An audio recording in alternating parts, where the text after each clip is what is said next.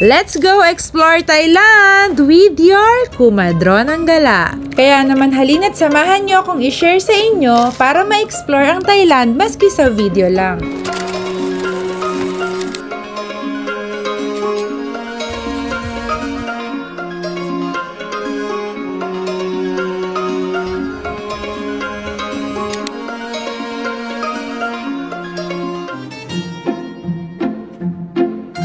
Alas 6 pa nga ng hapon ng flight namin, Clark to Bangkok, pero inagahan na namin ng biyahe papuntang Pampanga para dumaan sa salon ni Brother Deer. Para nga makalibre tayo ng pangkulay at keratin treatment kasi mahal dun sa Nueva Ecija. Syempre, dito tayo sa libre guys. At dahil hindi nga daw ako magbabayad, hayan at pinagwalis na lang niya ako, napakawalang hiyang kapatid. Pinagwalis ba naman yung ate? Fast forward, inapura na nga gawin yung buhok ko kasi hindi ko alam na ganun pala katagal magpa-keratin treatment. Halos inabot kami ng 5 oras. Pero kahit anong apura, hindi talaga kinaya. Kaya bumiyahi akong hindi nabanlawan yung buhok ko. Sabi ko na nga lang sa kapatid ko, sa Bangkok ko na lang talaga babanlawan. Bumiyahi ako, napakatigas ng buhok ko kasi hindi nabanlawan. Biglaan nga lang pala yung biyahe namin na to. Kaya ang kasama ko lang ay yung anak kong panganay na si Pauline at yung jusawa ko. Hindi nga nakasama yung dalawa kong anak kasi nga pabigla-bigla daw ako ay may mga pasok sila. Ito kasing panganay ko, absingera talaga to eh. Ako naman kasi basta may nakitang sale na ticket, nag-automatic yung mga daliri ko, napapaklik ang kumadrona nyo, Diyos ko. At dahil nga delayed ng 1 oras ang flight namin, kumain na muna kami dito sa airport kahit ang mahal kasi wala naman kaming choice. Naibook ko nga pala yung ticket namin sa halagang 7,455 each, round trip na yon via Cebu Pacific kasama na yung terminal fee. Fast forward ulit, 10 PM nga ng gabi, pagdating nga namin dito sa Bangkok, humanap ako kaagad ng bilihan ng SIM. Para nga may magamit nga kami kaagad na internet pang book ng Grab papuntang hotel. Mabuti na nga lang at may bumungad kaagad sa akin. For 10 days. Unlimited. 8 day and 15 day. This one unlimited. Kumuha na nga ako ng isang pang 15 days sa halagang 699 baht or 1,090 pesos. Mag-hotspot na lang sila sa akin para tipid. Welcome, Thailand! Ang gulo ng buhok ko. Nakapag-book nga kami kaagad ng Grab papuntang hotel sa halagang 331 baht or 520 pesos. Hindi na masama. 3 naman kami kaya sulit na. Napakabilis magmaneho nito ni ate. Kababaeng tao, napakabilis naiwan. Kasunod niyo lang ako. Kasunod niyo lang ako kung bilis magsara na. Tap. Oh, ha? Charan. Charan. Wow. Nagpunta kami dito sa Thailand para makakita ng elepante. Kalabaw naman dito.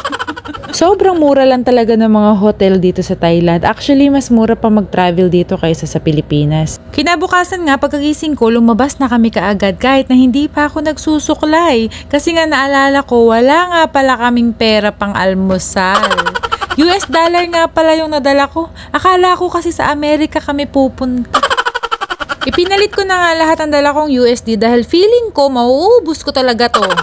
Magbabawas ako ng stress. Tapos, tsaka ko na lang ulit iisipin yung stress ko ulit kung makakamagkano na naman ako sa mababawas na savings ko dahil sa kakatihan ng mga paa ko. At dahil 10 araw nga kami dito nang walang plano, naisip ko na magpasabay ng mga damit for the business pa nga ang kumadrona. Mindset ba? Mindset. Shout out sa mga naka-order. Kumasya po ba yung mga nabili nyo? Sawadee ka, McDonald's! Dito nga pala kami nagstay sa Dangderm Hotel sa Khao San Road. Sa halagang 1,040 pesos per night, good for 3 packs na yun. Pumapatak lang ng 218 per head per night na yun. Katabi pa ng mga street foods. Night party, paggabi, kahit hindi naman kami mahilig pumarty. At kung afam nga pala ang hanap mo, dito ka pumunta, sobrang dami nila. Baka dito mo na matagpuan ng forever mo, sis! Sana all!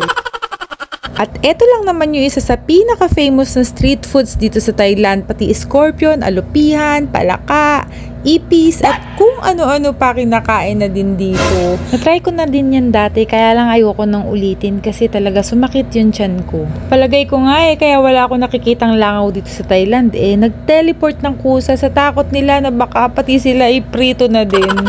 At ayan nga pala yung mga presyo ng exotic foods nila. Kung gusto nyong malaman, i-convert nyo na lang. Bahala kayo dyan. Kinagabihan nga naging 4 kami bigla dito sa Thailand at biglang may sumunod na isa pang gala. Nag-try nga din ako na mag-withdraw dito sa ATM machine dito sa Bangkok. Kaya lang, ina-advise ko na wag na lang talaga kayo mag-withdraw dito kasi sobrang mahal ng charge. Manghihinayang talaga kayo. Much better na may dala na lang kayo na cash or mas maganda kung USD na talaga and papalit kayo dito sa mga money changer na lang. Nagpunta na nga din kami dito sa Central World, isa sa famous na mall dito sa Thailand. May mga event din kasi dito ngayon. At sakto, hindi pa kami naghahapunan. Madami ding street foods dito, kaya dito na lang kami kakain. Pero syempre, bago yon picture-picture mo na ang aming bunso. Ay, hindi pala siya bunso. Siya pala yung panganay. Feeling bunso lang. Sa 3 anak ko nga, siya nga ang panganay. Kaso siya ang pinakamaliit at pinakamalambing naman. Feeling baby.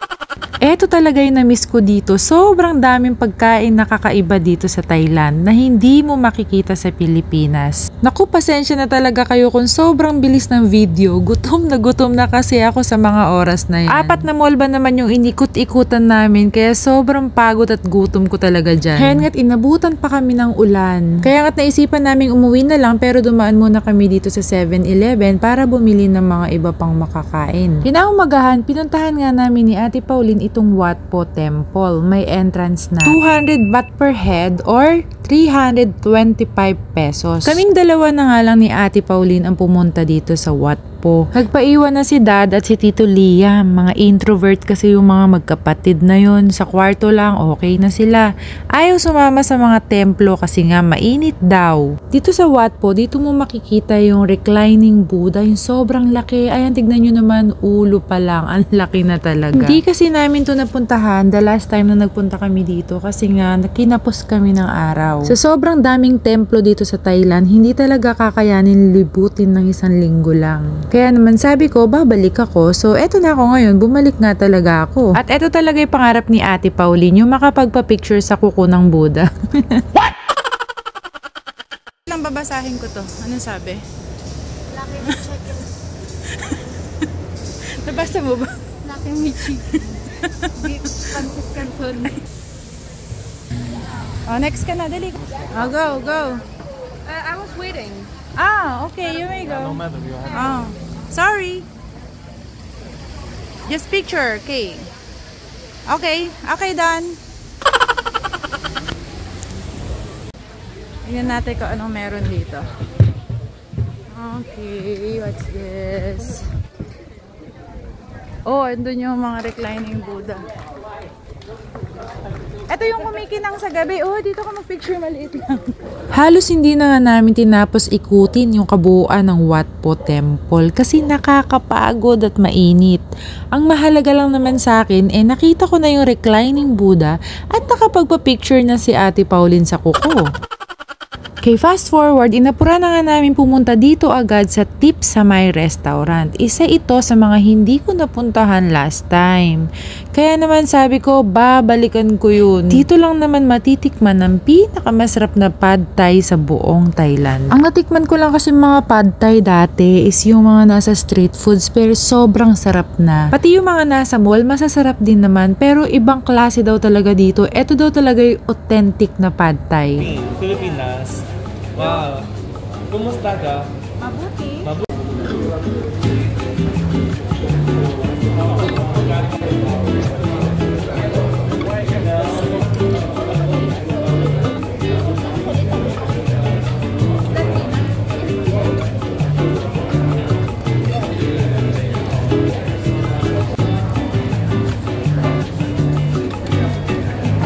Anak, hindi ko to makakain.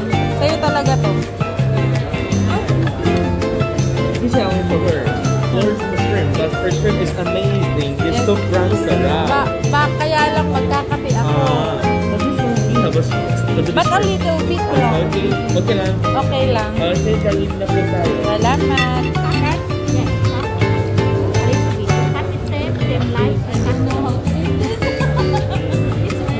Coke, tsaka jelly, mix ko.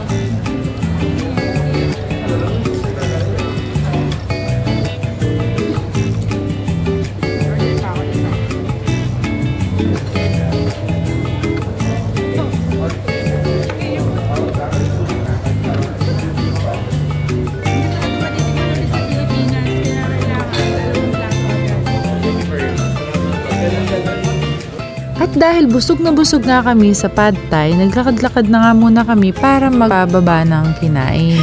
Dito kami napadpad sa isa sa famous na bilihan ng mga bags dito sa Thailand, ang Gentlewoman bag. Syempre hindi tayo papayag na hindi makapag-uwi maski ilang piraso lang. Mas mura kasi dito kaysa sa Pilipinas, tsaka syempre legit. Yun lang, salamat sa panonood! Sana sipagin na kong i-edit yung part 2 para ma-share ko naman sa inyo kung anong meron dun sa Pattaya, Thailand.